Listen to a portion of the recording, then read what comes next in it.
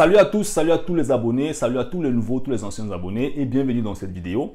Bienvenue dans cette série de vidéos qui porte exactement sur la présentation des différents groupes de filières d'études en Allemagne. Alors, je vais commencer cette série de vidéos par la filière communication et information technique. Pourquoi communication et information technique? Parce que c'est la filière que moi-même j'ai personnellement étudié. Je préfère d'abord vous présenter ce que moi-même j'ai étudié il y a de cela aujourd'hui, je vais dire 6 ans, voilà, parce que voilà, j'ai fait 6 ans et demi, parce que j'ai fait 4 ans, 5 ans d'études, voilà, après j'ai commencé à travailler en entreprise. Donc, on va commencer par la filière communication et information technique. Alors, de façon générale, je dirais que les filières en Allemagne ont 3 niveaux, ou bien la structure des filières des études en Allemagne dans les écoles supérieures d'ingénierie ont 3 niveaux. Ça veut dire que on va à l'école, après on fait un stage, c'est un premier niveau, après on revient encore à l'école, après on fait un stage de fin d'année, un troisième niveau, voilà. Donc ça veut dire que au début on va à l'école normalement, après il y a un stage en entreprise, un stage pratique,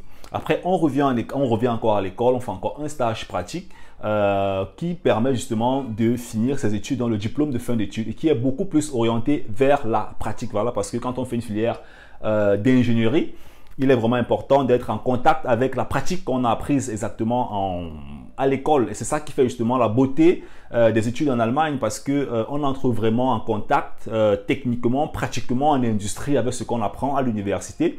Déjà que pendant les études, en fait, il y a beaucoup de labors, beaucoup de travaux pratiques qui sont vraiment axés sur sur l'utilisation sociale.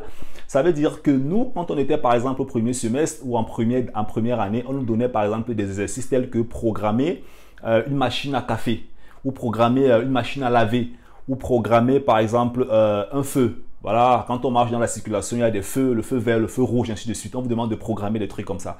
Donc, les travaux pratiques sont orientés directement vers ce qu'on utilise dans la société. Ce qui permet à ce que l'étudiant, quand il évolue à l'école, il est déjà en contact avec la société et on enseigne réellement ce que la société a besoin. Bon, je crois que c'est vraiment assez intéressant. Alors, qu'est-ce qu'on fait réellement dans la filière communication et information technique? Alors, au début, si je me rappelle très bien, au début, on a de la physique. On a la physique 1, physique 2. Après, on a mathématiques 1, mathématiques 2. Après, on fait un peu d'électrotechnique 1. Ce sont les bases d'électrotechnique 1, voilà, avec les calculs de puissance. Et puis, en deuxième année, au deuxième semestre, je pense bien, on va avec l'électrotechnique 2. On commence avec la programmation C++, pour ceux qui s'y connaissent un peu. On fait un peu de programmation.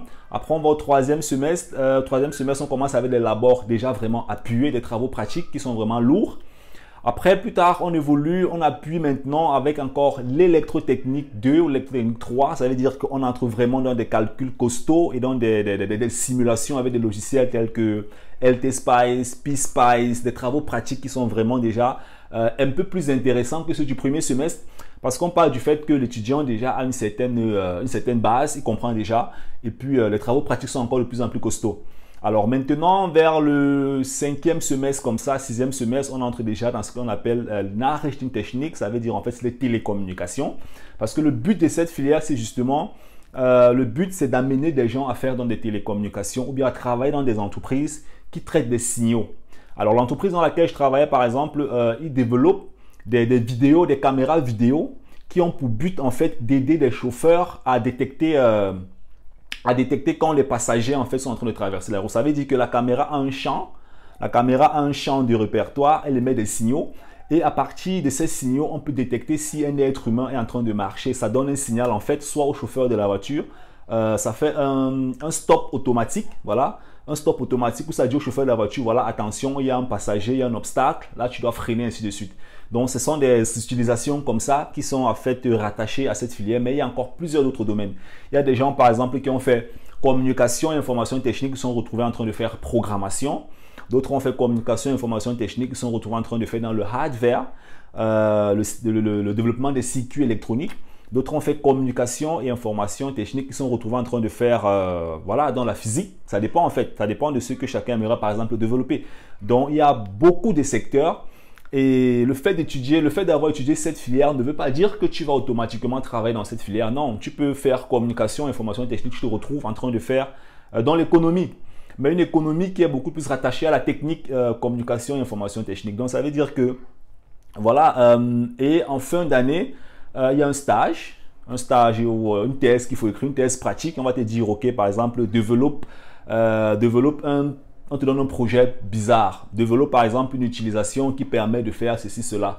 Et tu as 6 mois, tu dois complètement concevoir le projet, faire des programmations, faire des calculs, des paramétrages, ainsi de suite. Et puis voilà, tu fais une présentation en fin d'année.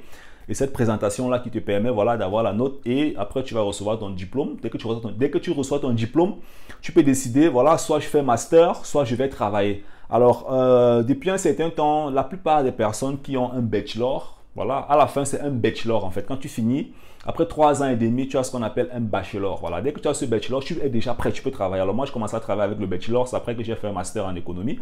Donc tu peux complètement dire, ok, voilà, je fais mon bachelor et puis je m'en vais travailler. Après, maintenant en entreprise, tu peux maintenant aussi décider de faire un master à côté. Ça dépend de toi. Voilà, donc c'est un peu ça.